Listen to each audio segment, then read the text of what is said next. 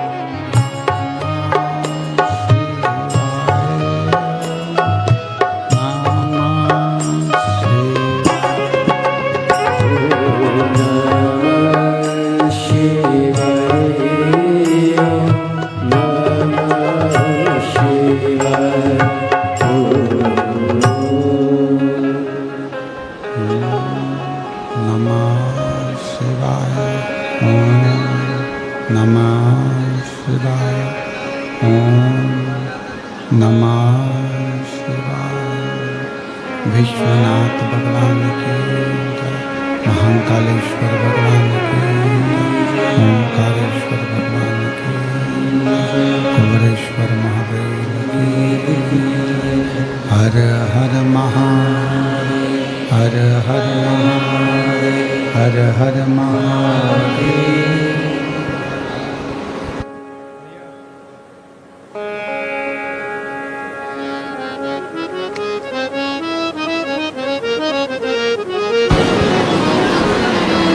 शंभु बाबा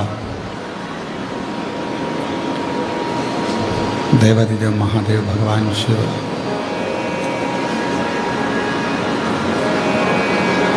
जिनके पुनित पावन पवित्र शिव महापुराण की कथा भगवान देवादिदेव महादेव की कृपा से, करुणा से, उनकी उदारता से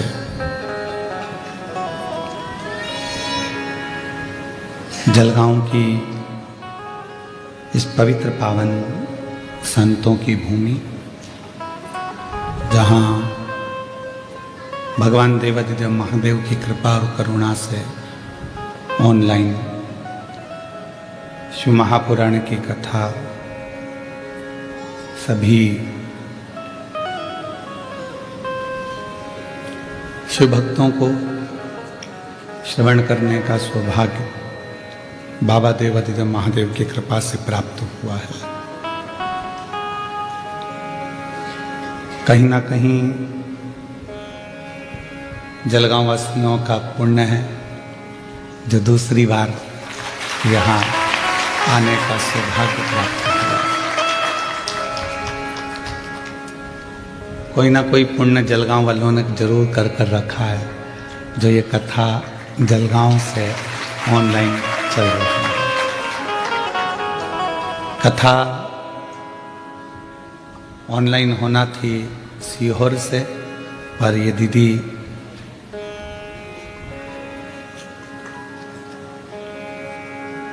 बोले कि कथा गुरुजी जब कृष्णेश्वर चल रही थी बैरुल में, तो आपका कहना था कि पानी बहुत ज़्यादा है, और सीहोर समिति के सदस्य भी यहाँ आकर देख कर गए, तो जहाँ कथा होना था वहाँ पानी बहुत था।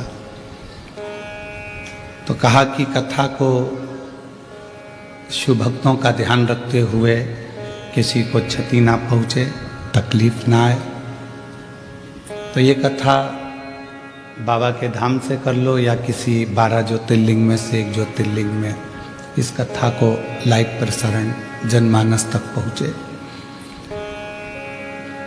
तो ममता श्रीकांत बोंडरे जी दीदी भाई बोली कि गुरुजी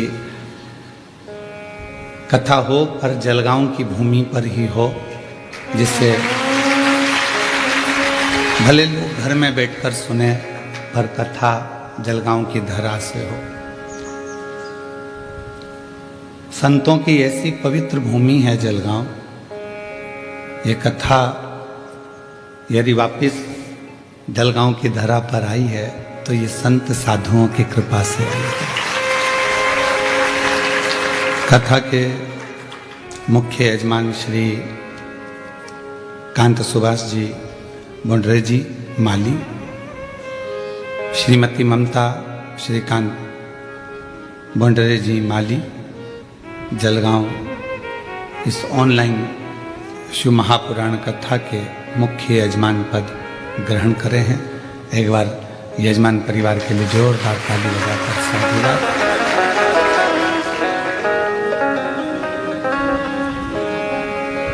कथा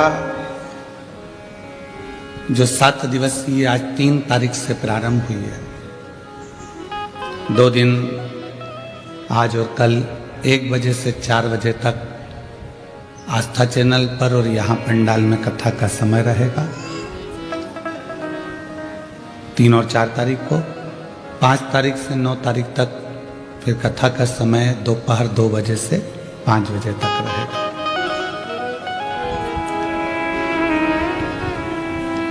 कोई पूर्व समय का पुण्य आपका और हमारा होगा। आपने भी नहीं सोचा होगा कि इतनी नजदीक से बैठकर कथा का लाभ ले लेंगे। और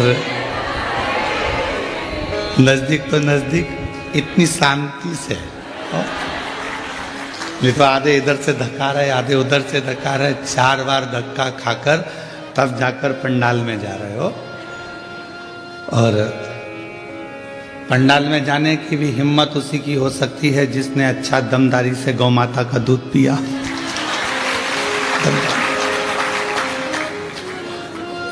कहीं कोई पिछले जन्म के अच्छे कर्म मुझे बाबा तेरा,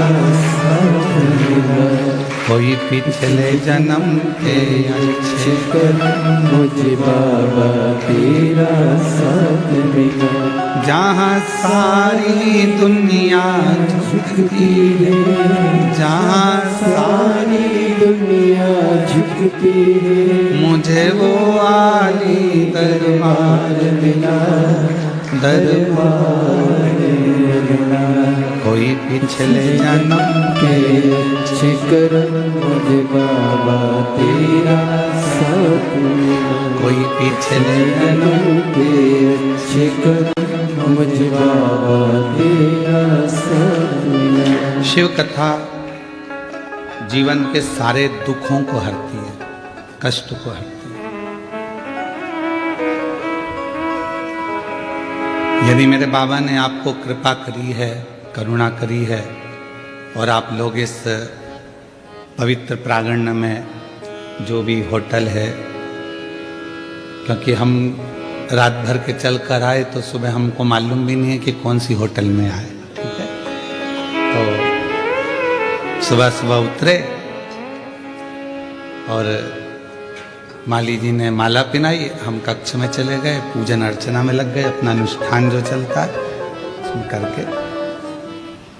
अब शाम को पूछेंगे कौन सी है, ठीक है। तो और अच्छा है जलगांव वालों को मालूम भी नहीं पड़ना चाहिए, है? नहीं तो तुम तो बैठोगे अंदर और ये जितने पुलिसकर्मी खड़े हैं ये सब धूप में खड़े रहेंगे, टेंशन रहेगा। तो शिव कृपा है।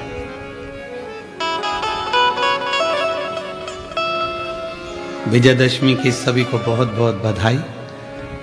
मेरा देव अधिदेव महादेव आप सभी को विजयता प्रदान करता रहे। जीवन में यदि मौका मिला है शिव महापुराण की कथा को श्रवण करने का और आप आ गए यहां तक पहुंचे हैं, तो उस विश्वास के साथ सुनना कि मेरा देव अधिदेव महादेव 7 दिन की जब कथा पूर्ण होगी तो 3 महीने के अंदर मेरा बाबा मेरी झोली खुशियों से भर दे। इस भाव से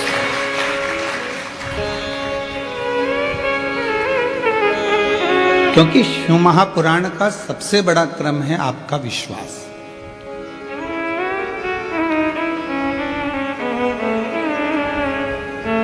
जिस समय पर मां गंगा जी ने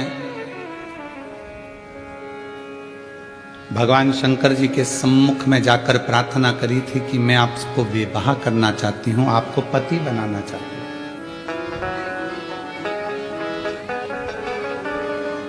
पर शिव जी कहते हैं कि गंगा ये पार्वती जो तुम्हारी छोटी बहन है, तुम भी हिमालय की पुत्री हो, ये भी हिमालय की पुत्री है। और ये पार्वती जो तुम्हारी छोटी बहन है, ये मेरी अर्धांगिनी बनेगी, मैं इसको धर्मपत्नी बनाऊंगा। तो फिर मेरा तो कोई वजूद ही नहीं रहेगा। शंकर भगवान ने कहा, यदि गंगा तुमको मुझ पर भरोसा है, विश्वास है। बीच में एक वीडियो चलता था, व्हाट्सएप पे आता था, क्या तुझे मुझ पर भरोसा नहीं किया?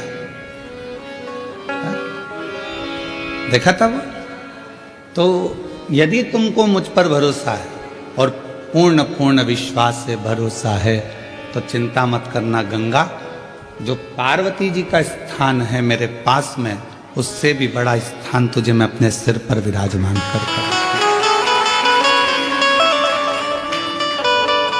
अब जिसका भरोसा है शिव के प्रति, जिसका भरोसा है भगवान शंकर के प्रति, उसको तो मेरा बाबा संभाल कर उन्नति की ओर अपने मस्तक तक चढ़ाने का प्रयास करता है, यदि विश्वास है। और अगर भरोसा नहीं, इसीलिए गंगा जी के भजन में कहते हैं, मानो तो मैं गंगा मां हूं और ना मानो तो बहता पानी। अगर विश्वास है तो शिव है, और विश्वास नहीं तो शिव नहीं।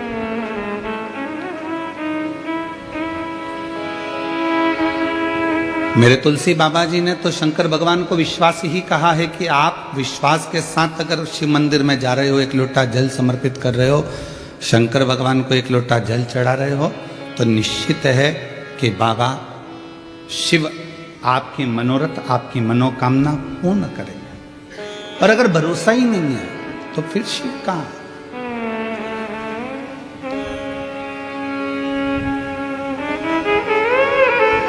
हमारी भारतीय सभ्यता में, भारतीय संस्कृति में, भारत के आनंद में, संस्कृति में, सभ्यता में, भारतीय रीति रिवाज के अंतर्गत जितने भी संबंध है हमारे विश्वास के ही तो हैं, ये भरोसे के ही तो संबंध है। मां को होश नहीं रहता, बच्चा जन्म लेता है। पिता बाहर रहता, बच्चा जन्म लेता है। घर का कोई व्यक्ति भीतर नहीं रहता जब बच्चा जन्म लेता है, और डॉक्टर सिस्टर आकर तुम्हारी गोदी में बच्चे को दे देती है और कह देती है तुम्हारी औलाद है, और हम उसको औलाद मानते। विश्वास, भरोसा, और वो भरोसा निभा तो जन्मों जन्मों तक निभता चलेगा। ना लड़के को देखा ना लड़की को देखा, कौन लड़का है कौन लड़की है, बस संबंध पक्का हुआ, और संबंध पक्का होकर विवाह हुआ, भरोसे के साथ हम उसके ऊपर आश्रित होकर चले। विश्वास।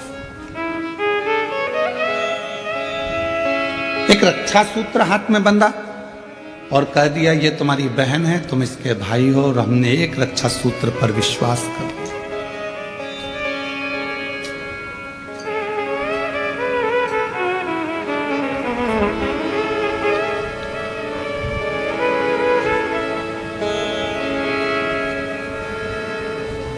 अपने भरोसे को हमने दृढ़ करा, और जितना जितना भरोसे को आप दृढ़ करोगे, जितना जितना विश्वास को दृढ़ करोगे, उतना परमात्मा तुम्हारे करीब में आता जाए।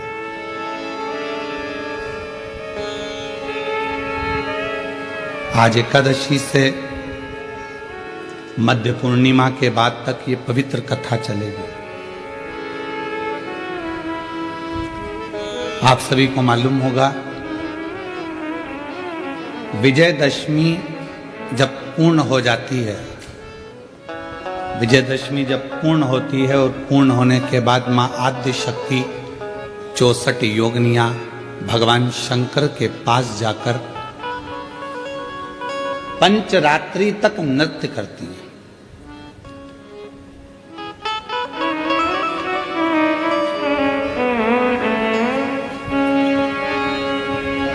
कई देवी धामों में, मां अंबा के मंदिरों में, कहीं जगह पर एक कलश भराता है जिसको गर्भ कहते हैं, गरबा कहते हैं। ये नवरात्रे में अलग ये गरबा अलग होता है जो विजयदशमी के बाद से प्रारंभ हो जाता है।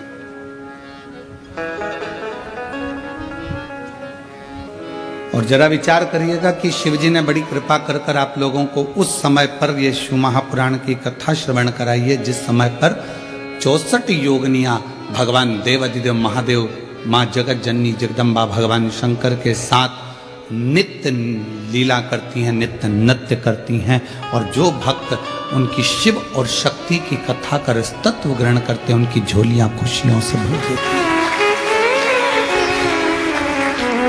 ये साधना का समय है।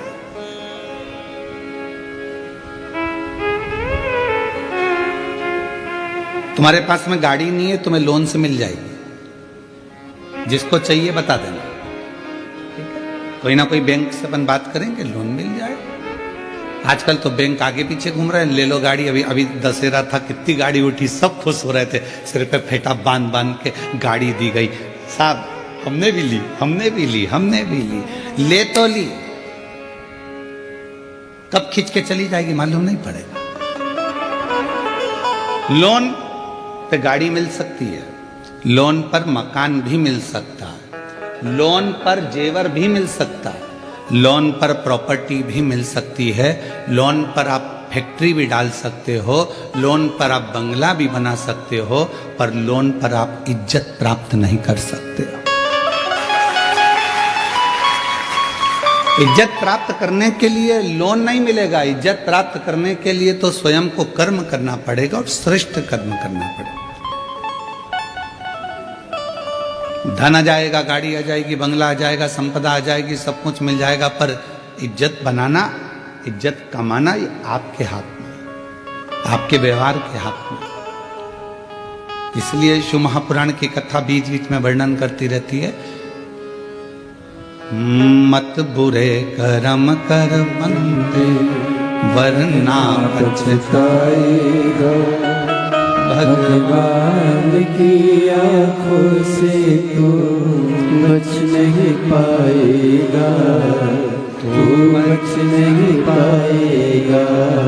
अरे ओ अज्ञानी मत कर नादानी, तेरे कर्म का फल भी तू ही पाएगा, जैसा किया तूने तेरे आगे आएगा।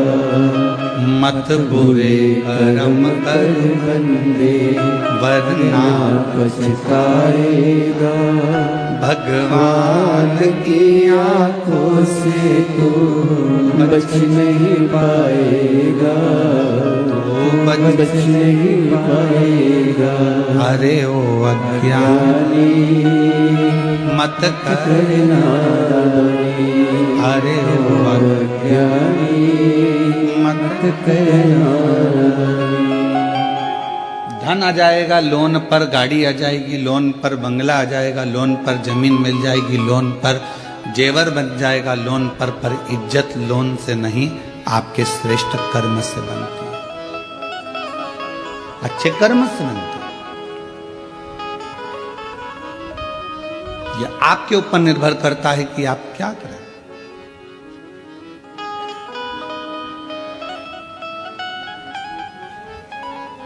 तो शिव नाम भगवान शंकर की यह पवित्र कथा विश्वास की कथा, आप जितने दिल से सुन सकते हो, पूरे डूब जाओ उसके अंदर। 7 दिन हमें मालूम है पहला दिन थोड़ा भारी निकलता है, क्योंकि ये जो तुम्हारा 1 बजे से 4 बजे तक का जो समय है, बर्तन वर्तन मांज के सबको खाना खिला के स्कूल भेज कर, ऑफिस भेज कर, ये समय तुम्हारा थोड़ी देर, और फिर पलंग पर धीरे धीरे मोबाइल चलाते चलाते नींद लग गई। 3:30 पौने 4 बजे उठोगे, फ्रिज खोलोगे, दूध निकालोगे, चाय बनाओगे, बढ़िया पीने के बाद में थोड़ी देर बैठ के गप्पे, फिर इसके बाद में कोई आ गया तो उनकी बात, फिर थोड़ा खाना पीने की तैयारी। अब उस बीच में सियोर वाला महाराज फंस गया, तभी इतना एडजस्ट करना पड़ेगा। पहला दिन इसलिए थोड़ा भारी रहता है, तो सावधान इंडिया, तो थोड़ा पहले दिन वाले जरा सावधानी से सुनना है, बहुत सावधानी से। और जो दीवार के किनारे किनारे बैठे हैं थोड़ा सावधान आप ज़्यादा रहना, ठीक है? क्योंकि कुंभकर्ण की 2 धर्म पत्नियां थीं, एक निंद्रा एक करकटी। करकटी का पुत्र भीम था, जिसका संगार भगवान शिव जी ने किया तो भीमा शंकर हुआ, 12 ज्योतिर्लिंग में से एक ज्योतिर्लिंग। और दूसरी थी निंद्रा। जब कुंभकर्ण मर गया तो निंद्रा रो रही थी, बहुत विलाप कर रही थी। तो राम जी ने पूछा, तुम क्यों रो रही हो? मेरा पति मर गया, मैं किसको सुलाऊंगी? तो राम जी ने कहा, चिंता मत करो, शिव महापुराण की कथा जहां कहीं भी हो वहां धीरे से प्रवेश कर जाना, और जो बिल्कुल आराम से टिक कर बैठा हो उसको सुना ले। तो वो आती जरूर है थोड़ा थोड़ा झपका लेने के लिए, तो थोड़ा सावधान रहिए। तो हर हर शिव कृपा।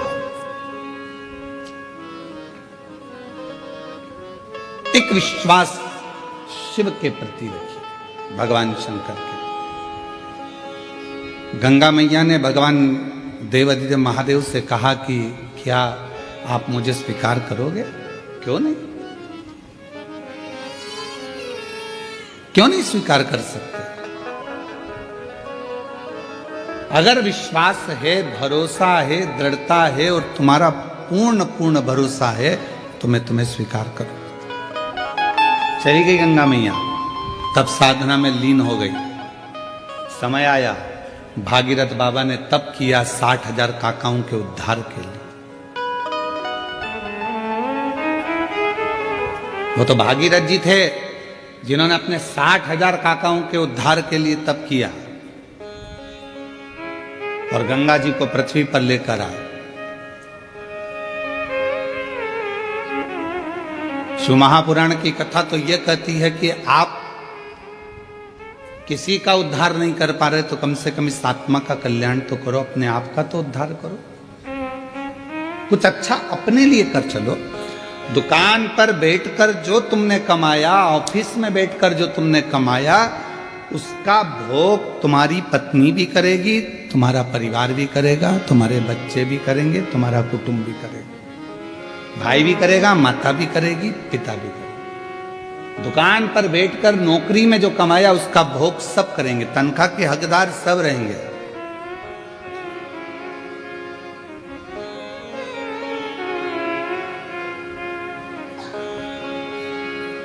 पहले के समय में चलता था नौकरी, एक करे नो खाए, उसको कहते थे नौकरी। फिर आई चाकरी, एक करे 4 खाए, चाकरी। आज के जमाने में चलती है तनख्वाह। व्यक्ति उतना ही कमा पाता है जितना तनख्वाह लेता है, उससे ज्यादा मिल भी नहीं पाता। पर जितना तुमने दुकान पर बैठकर कमाया, जितना तुमने नौकरी कर कर कमाया, उसका तो भोग तुम्हारी पत्नी भी करेगी, बच्चे भी करेंगे, सब करेंगे। पर किस तरह से कमाया है आपने, उसका कर्म का भोग तो केवल आप अकेले को करना, कोई दूसरा नहीं कर। पूछा जाएगा,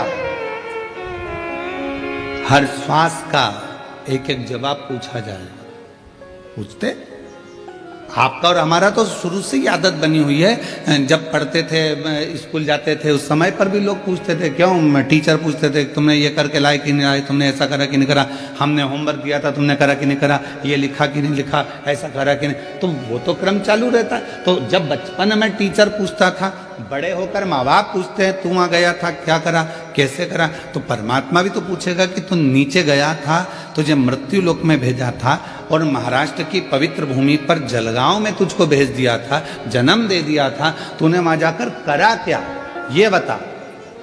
सत्संग किया, संतों का सानिध्य किया, सेवा करी, कितनी करी, वो मुझे बता। तो पूछे, फिर आप क्या बोल पाओ? किसी के लिए नहीं कर रहे तो कम से कम इस आत्म कल्याण के लिए, स्वयं के लिए खूब कमाओ, अपनी कैपेसिटी से ज्यादा कमाओ। हम तो हमेशा कहते हैं तुम अगर अच्छी मेहनत कर सकते हो तो कमाओ, खूब कमाओ। जब तक तुम्हारा शरीर चले तो अच्छी दमदारी से कमाओ, 4-6 प्लाट भी लो, खूब दमदारी से पत्नी के जेवर भी बनाओ। अगर दुकान अच्छी चले, नौकरी अच्छी चले तो पत्नी के जेवर भी बनाओ, मकान भी लो, प्लाट भी लो, जमीन भी लो, जायदाद भी लो, खूब कमाओ। पर एक बात याद रखना, तुम्हारी नौकरी चले तो तुम ये सब कुछ करो, पर उसी तरह तुम्हारा जब तक शरीर चले तब तक शंकर के मंदिर में जाकर एक लोटा जल भी चढ़ाते। शरीर नहीं चलेगा, दूसरे जाएंगे हाथ जोड़कर कहेंगे हमारी उनकी तबीयत खराब है, एक लोटा जल चढ़ाकर कहेंगे उनको ठीक कर देना। दूसरा नहीं, अपना स्वयं का स्वयं के काम आता।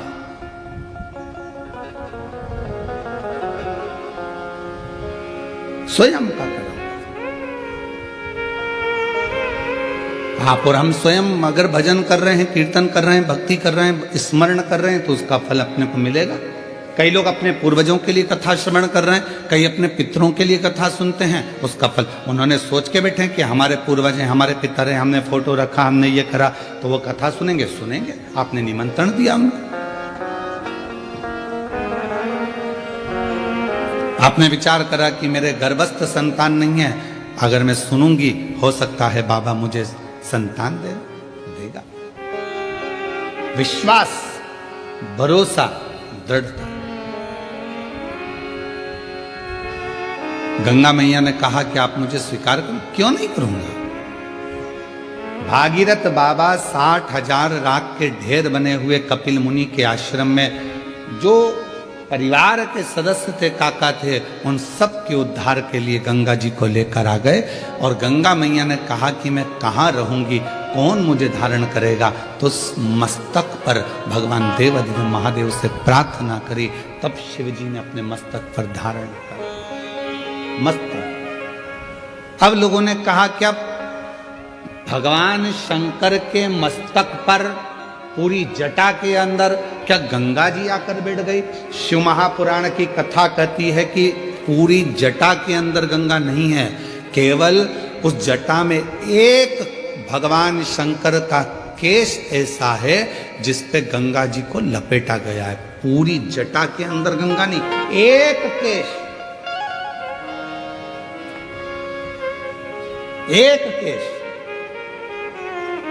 भारत की भूमि पर 26,000 से ज्यादा नदियां, सरोवर, कुंड, तालाब, बावड़ी हैं। 26,000 से ज्यादा। और 26,000 नदियां, तालाब, बावड़ी, कुंड, सरोवर, ये सब शिव जी की जटा में ही विराजमान, भगवान शंकर की जटा में ही।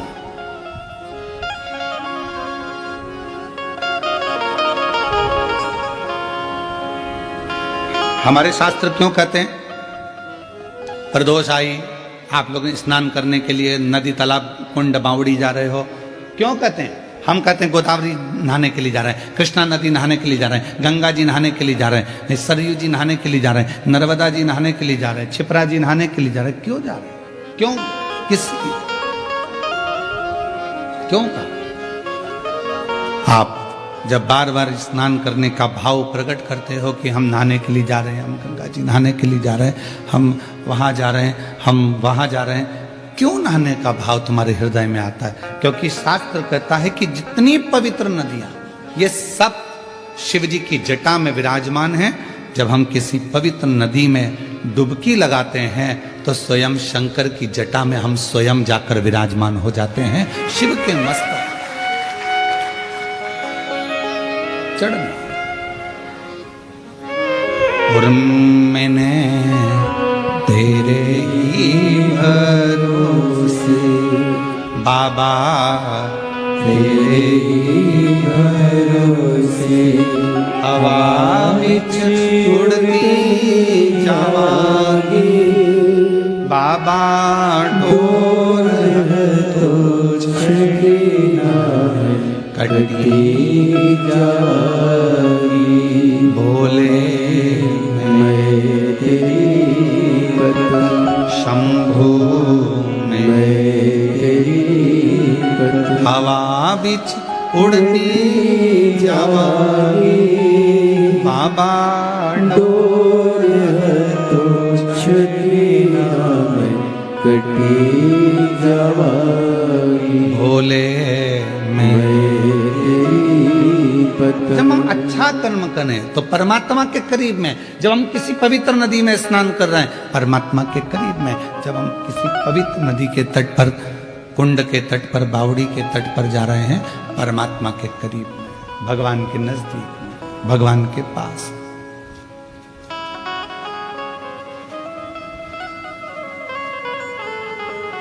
आप सबने रामचरितमानस में एक बात सुनी होगी कि रावण प्राणों को जब त्याग रहा था तो उसने लक्ष्मण जी को 3 उपदेश दिए थे। कितने उपदेश दिए हैं? 3। किन्ने भेजा था लक्ष्मण जी को रावण के पास? भगवान श्री राम। उसका सबसे पहला उपदेश कौन सा था?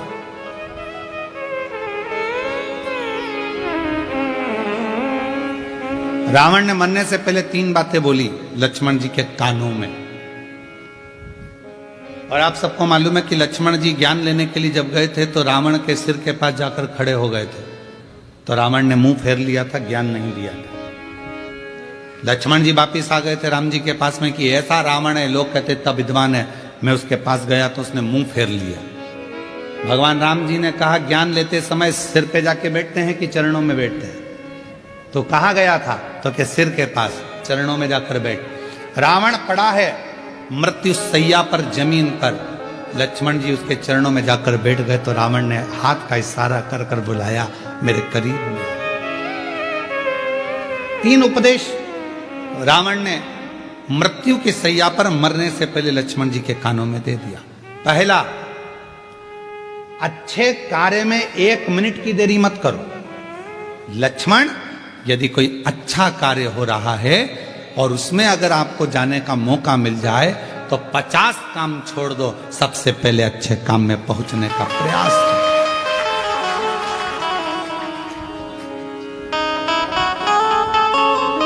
अच्छे काम में 1 मिनट की देरी मत करो। अच्छे कार्य में बिल्कुल देरी ना करिए। अच्छा कार्य करने का मौका मिला है तुरंत जाइए, भगवत भजन करिए, स्मरण करिए।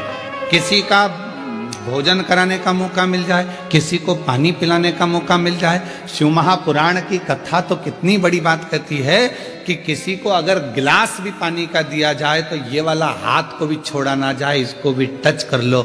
हो सकता है कि हमारा जब शरीर, हो सकता है कि ये जो आधा शरीर है, आधा भाग है मनुष्य का शरीर, जो आधा भाग किसी काम को नहीं कर पाता तो मरने से पहले आधा तन काम करना बंद कर देता है। लोग उसको पैरालिसिस कह देते हैं।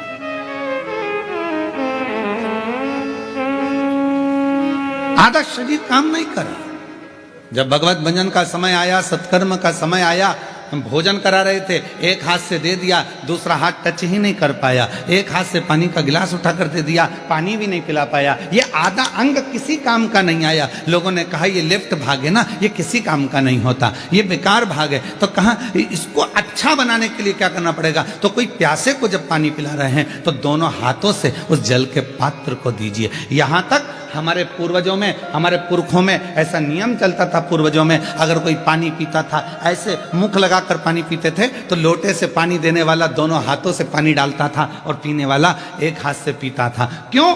क्योंकि वो ग्रहण कर रहा है और वो देने वाला दोनों हाथों से दे रहा है। तो ये हाथ का प्रयोग पूर्ण होना चाहिए, जिससे मरने से पहले इस शरीर का आधा अंग रह ना जाए। इसको चालू रखने के लिए अभी से काम करना पड़ेगा। शिव जी के मंदिर में दोनों हाथों से जल चढ़ाइए, शंकर जी के मंदिर में दोनों हाथ से सफाई करिए, शिव जी के मंदिर में दोनों हाथ से झाड़ू पोछा करिए, शिव जी के मंदिर में दोनों हाथ से दीप को लगाइए। शिव जी के मंदिर, कई माताओं की आदत रहती है एक हाथ में घंटी पकड़ ली, एक हाथ में पकड़ लिया दिया, एक से घंटी बज रही है, दूसरे से दिया बज रहा है। पर हमारे यहाँ पर यहां तक कहा गया कि प्रथम आरती प्रारंभ होने से पहले मंदिर के घंटी को नाद करिए और नाद करने के बाद थोड़ी देर दोनों हाथों से दीप जलाकर उसको घुमाइए।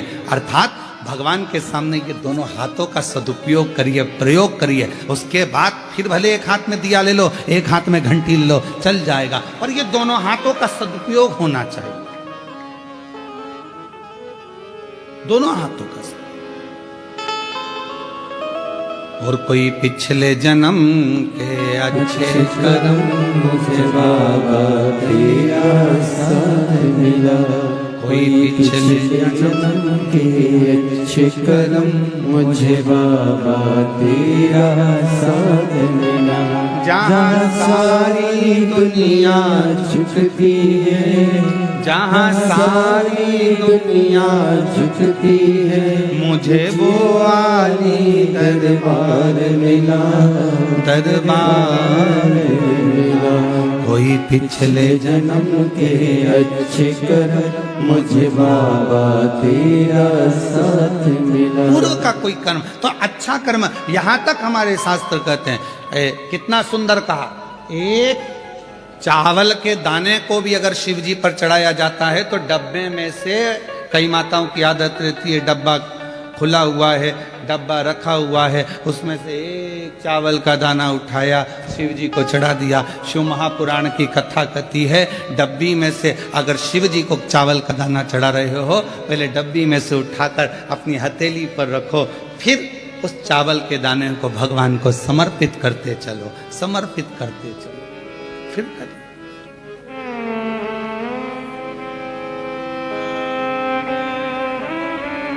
ये शरीर आधा ना रह जाए, आधा ना रह जाए। बहुत सावधानी रखना पड़ती है महाराज। एक कथा आप लोगों ने श्रवण करी होगी,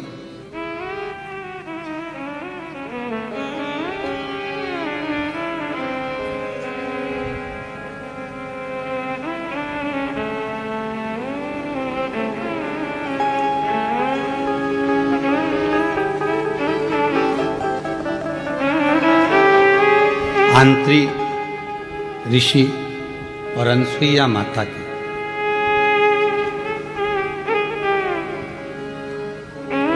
सबने सुनी है कथा। ब्रह्मा, विष्णु और महेश, इन तीनों के घर में बच्चे बने थे। सुनी है ना सबने, श्रीमद् भागवत में तीनों बच्चे बने। ब्रह्मा जी के अंश से स्वयं चंद्रदेव, भगवान विष्णु जी के अंश से स्वयं दत्तात्रेय, और भगवान देवाधिदेव महादेव के अंश से दुर्वासा। सुनिए सबने कथा। अब यहां तक तो आपने कथा सुनी, पर शिव महापुराण में एक पवित्र कथा आती है दत्तात्रेय भगवान की बहन की।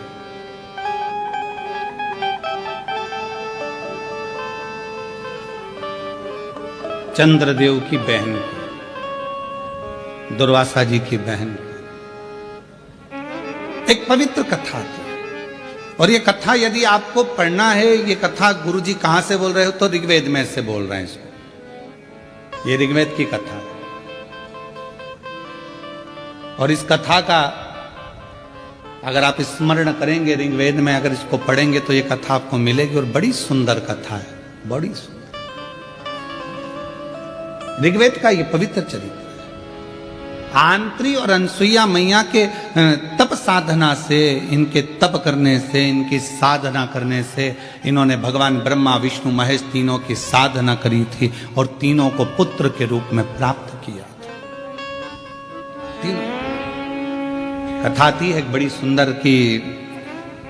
एक बार देव ऋषि नारद जी माता लक्ष्मी जी के यहाँ पहुंच गए थे, और माँ लक्ष्मी जी के यहाँ जाकर देवऋषि नारद जी ने कहा, माँ बहुत भूख लगी है, कुछ भोजन मिलेगा क्या? माता लक्ष्मी जी अंदर गई, मोतीचूर का लड्डू लेकर आई, और मोतीचूर का लड्डू लाकर माता लक्ष्मी जी ने तुरंत नारद जी को दिया। नारद जी ने खाया। खाते से नारद जी बोले, मैया लड्डू में मजा नहीं आया, अब तो लक्ष्मी जी के कांटे से खून नहीं। लक्ष्मी जी ने कहा, खा गया 4, और बाद में कह रहा है कि आनंद नहीं आया।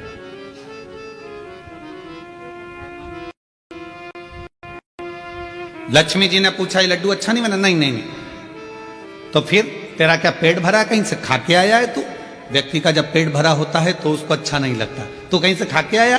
नारद जी बोले मैया लक्ष्मी मैया लड्डू तो अनसुईया जी के घर के थे, क्या लड्डू थे, एक लड्डू खा लो और पूरा पेट भर लो। इतने में तो लक्ष्मी जी का हृदय जल गया कि मेरे घर का लड्डू बुरा और अनसुईया के घर का अच्छा।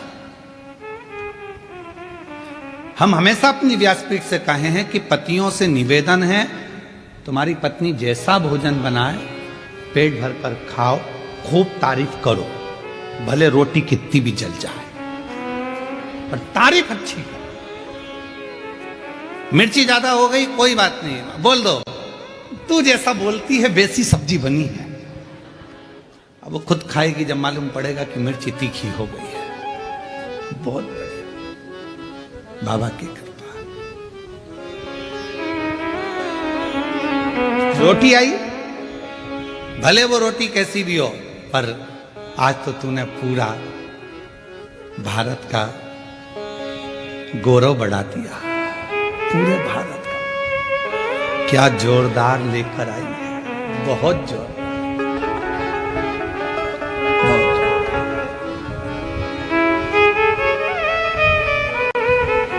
कभी भी मत कहना कि ये अच्छी चीज नहीं बनी है, बहुत जोरदार, बहुत जोरदार।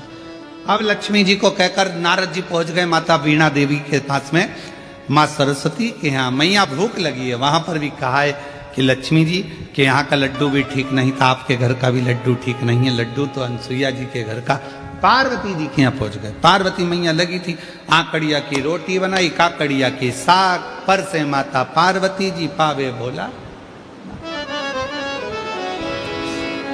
पावे भोला। अब माता ने भोजन बनाया और नारद जी से कहा कि ये भोजन ग्रहण करो, ले।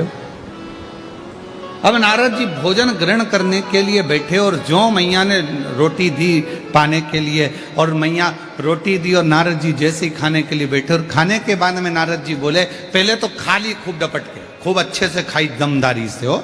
उसके बाद बोले मैया क्या भोजन था अनसुईया जी के घर का, इतना शानदार भोजन पूछो मत, पूछो ही मत। दुनिया के लोगों की आदत रहती है, शादी वाले के यहां जाते हैं, खूब डपट के खाते हैं, फिर भी चलते चलते कहते पानी पूरी का पानी अच्छा नहीं था, चलते चलते। वो इडली तो इतनी कड़ली बनी थी ना, खा गई 4, और बाद में करे कि वो इडली कड़ली रह गई थी, पकी नहीं थी, थोड़ी और सीज जाती तो अच्छी हो जाती। क्यों री बिंदड़ी सही है कि गलत है? अब वो बिंदड़ी भी हाँ कह रही, हाँ मम्मी बिल्कुल सही बात। खा गई। तीनों देवियां इकट्ठी हो गई एक जगह पर, और तीनों ने विचार करा, क्यों नारद आया था क्या? हाँ। क्या कह रहा था? बस लड्डू खा के चले गए, और अनसुईया जी है, कोई उनका गुणगान कर रहा था। अनसुईया? हाँ, मेरे पास भी बोला, मेरे पास भी बोला, परीक्षा लेना चाहिए। किसको भेजेंगे? तीनों देवताओं को भेज दो। ब्रह्मा विष्णु महेश के पीछे पड़ गई तीनों देवियां, जाओ जरा परीक्षा लेकर आओ। अनसुईया जी के दरवाजे पर जाना नहीं चाहते थे, क्योंकि वो पतिव्रता धर्म का पालन करने वाली थी। वो पति को परमेश्वर के रूप में पूजती थी। हम कैसे उसके यहाँ चले जाएं, कैसे परीक्षा लें? बहुत कठिन है परीक्षा। जैसे लिंग पुराण में एक शब्द आता है, वेद व्यास जी वर्णन करते हैं लिंग पुराण के अंतर्गत कि शंकर जी के मंदिर में जो प्रतिदिन जाकर दर्शन करता है उसकी जिंदगी में कभी अंधेरा नहीं आता है। लिंग पुराण में वेद व्यास जी कहते हैं, जो शिव के मंदिर में जाकर प्रतिदिन दर्शन करता है, शंकर के मंदिर के सम्मुख में पहुंचकर हर हर महादेव कहता है, उसकी जिंदगी में कभी अंधेरा नहीं आता। वो कभी गम में, दुख में, तकलीफ में, कष्ट में नहीं डूबता है। देवाधिदेव महादेव उसको हर पल ज्ञान का प्रकाश, लक्ष्मी का प्रकाश, भक्ति का प्रकाश देते ही रहते हैं। ये लिंग पुराण कर रही है, ये लिंग पुराण वर्णन कर रहे हैं। देव ऋषि नारद जी ने जो करा वो ठीक नहीं करा। ब्रह्मा विष्णु महेश तीनों से कहा, देवियों ने जाओ जरा परीक्षा लो, तीनों परीक्षा लो। जाने के लिए कोई राजी नहीं हो रहा, क्योंकि वो अनसुईया है, पतिव्रता धर्म का पालन करने वाली, पति को परमेश्वर मानने वाली। उनके यहाँ कैसे चले जाएं, कैसे जाकर हम परीक्षा लें? पर जाना पड़ा। धर्म पत्नी कह रही थी तो पहुंचे। पर देवियों, हम जा तो रहे हैं पर इस वेश में नहीं जाएंगे, तुम कोई भी रूप रख कर जाओ। तीनों ने संतों का वेश धारण कर लिया। जाकर आवाज लगाई, माँ भिक्षाम देही। माता बाहर निकल कर आई, बाबा मैं अभी भिक्षा लेकर आती हूँ। अनसुईया मैया अंदर गई, भिक्षा लेकर आई, तीनों की झोली में भिक्षा देने लगी। इतने में तीनों ने कहा, माँ हम ऐसे भिक्षा नहीं लेते, आप अपने वस्त्र उतार कर आइए, नग्न वेश में आओगी तब हम भिक्षा ले सकते, तब हम भिक्षा प्राप्त करेंगे। ना ना ना ना बाबा, कोई नारी पर पुरुष के आगे वस्त्र विहीन कैसे आ सकती है? ये तो मर्यादा के अनुकूल नहीं है, ठीक नहीं है। संतों ने कहा अगर हम भिक्षा नहीं लेंगे तो आपका घर पूर्ण बर्बाद हो जाएगा, मां भिक्षा दीजिए। अनसुईया जी के मन में आया, ये मुझे बार बार मां कह रहे हैं तो ये तो मेरे पुत्र ही हुए, क्यों ना इनको पुत्र ही बना दूं और फिर भिक्षा दे दूं। अंदर गई, जल लेकर आई। अगर मेरा सातित्व पक्का है, मैंने अपने पति की सेवा परमेश्वर मानकर करी है, तो ये तीनों की तीनों बालक हो जाएं। जो जल छोड़ा, तीनों 1.5 महीने के बच्चे हो गए। अनसुईया जी ने उनके छोटे छोटे कपड़े में छोटी छोटी सी भिक्षा डाल दी और भिक्षा डालकर उन तीनों को अंदर ले गई। विश्वकर्मा जी से कहा, एक चंदन का पलना बना दो। कहाँ जाएंगे, ये छोटे हो गए हैं, इनको मैं अपने आंगन में रखूंगी। चंदन का पलना, रेशम की डोरी और तीनों देवताओं को उसमें सुला दिया। लक्ष्मी जी ने पार्वती से पूछा, क्यों तेरा आया क्या? तुम्हारा 8 दिन निकल गए, पता ठिकाना नहीं।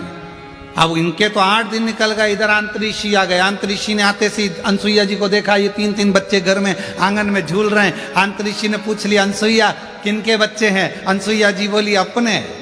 अंतरिक्षी बोले, अब स्नान करने गया था तो एक भी नहीं था।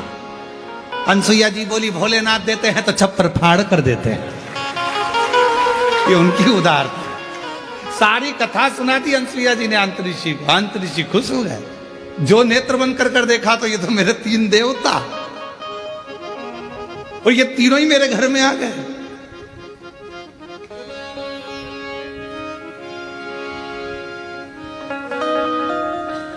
अरे भाई,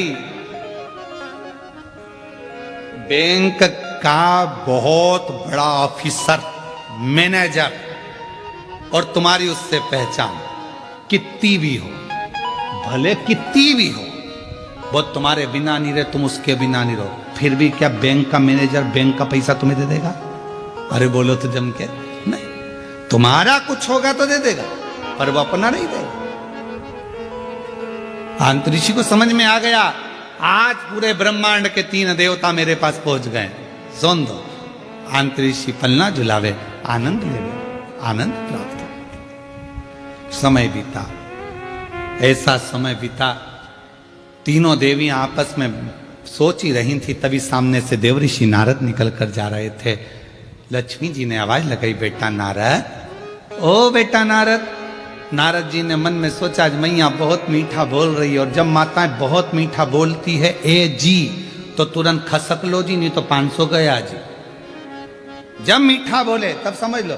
नारद, ओ बेटा नारद। नारद जी को समझ में आया कि मैया बहुत मीठा बोल रही है। नारद जी आए, हाँ माँ क्या बात है? माँ तुमने कहीं तुम्हारे पिताजी को देखा है, भगवान नारायण को? इतने में नारद जी ने कह दिया, मैया वो पलना में झूल रहे हैं। अब तो लक्ष्मी जी के हृदय में आग लग गई, मेरा इतना बड़ा पति पलना में झूलता है, क्यों मूर्ख बनाता है, चल निकल यहाँ से। नारद जी चले, सरस्वती जी को भी कहा, ब्रह्म पार्वती जी को भी कहा। तीनों देवियों ने नारद के हाथ जोड़ लिए, हमारे पति हमको कैसे मिलेंगे?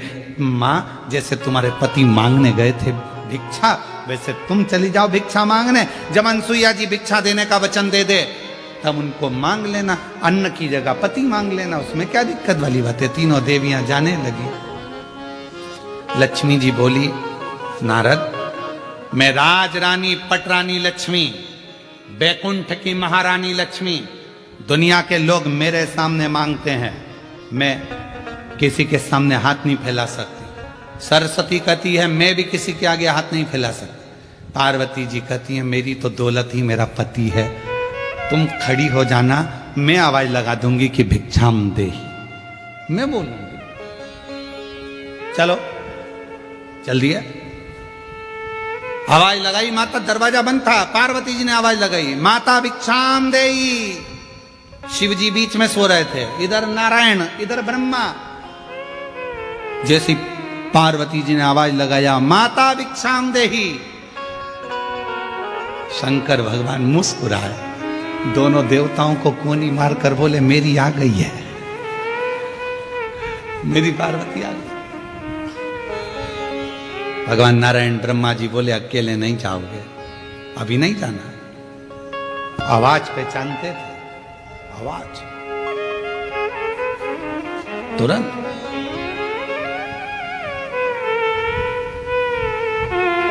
अनसुईया जी ने दरवाजा खोला, 3 देवियों को देखा। क्या बात है माता, भिक्षा चाहिए। क्या चाहिए भिक्षा में? जो पलने में सो रहे हैं वो हमारे स्वामी हैं, हमको दे दीजिए। वो तुम्हारे स्वामी है? हाँ, अगर वो तुम्हारे स्वामी है तो मैं तुम्हारी सास हूं। थोड़ी देर में अंत ऋषि आए। अंत ऋषि ने पूछा अनसुईया कौन? अनसुईया जी बोली ये तुम्हारी बहुएं हैं। बहुओं से कहा जाओ ससुर के पांव छुओ। जो पांव छुए तो अंत ऋषि ने अनसुईया का हाथ पकड़कर एक साइड ले जाकर कहा पागल हो गई है, बेटे तेते से बहू लिया साथ साथ हाथ की, ये क्या कर रही है? इतना सा बेटा और बहू साथ हाथ की तो नहीं बड़ी। अनसुईया जी बोली आजकल की बहुएं कमाता हुआ पति मिल जाता है तो लेकर के अलग हो जाती हैं और सोचती हैं कि हमारा पति कमा रहा है। एक माँ ने कैसे पाल पोस कर बड़ा करा होगा मालूम पड़ेगा, ले जाओ।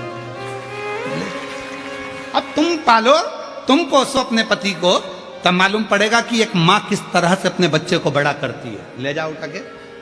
अब पार्वती जी लक्ष्मी जी से पूछी कि इन 3 में से मेरा है कौन सा? हर माल 2 रुपया।